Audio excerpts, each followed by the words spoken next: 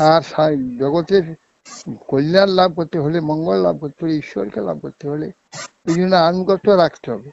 নিজেকে বাইরের এগুলোকে ঠেকা দিয়ে ভিতরে ভিতরে নিজের কাজ সারিয়ে নিতে হবে। গোপনে গোপনে নিজের ভজন, নিজের চিন্তার সব ঠিক করে নিতে হবে।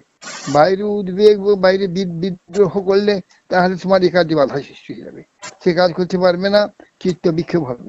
চিত্ত বিক্ষেপ যদি না হয়, সেই রকম ব্যবহার, কার্য, কথাবার্তা সব করবে।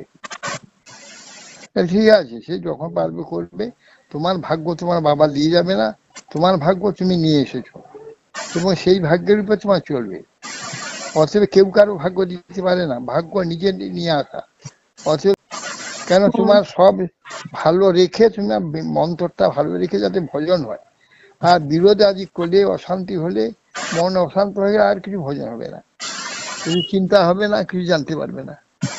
অতএব সেই জন্যে স্বাভাবিক ভাবে থেকে তুমি নিজে, যাতে তোমার কোনো বিরোধ না হয় সেইভাবে থাকবে।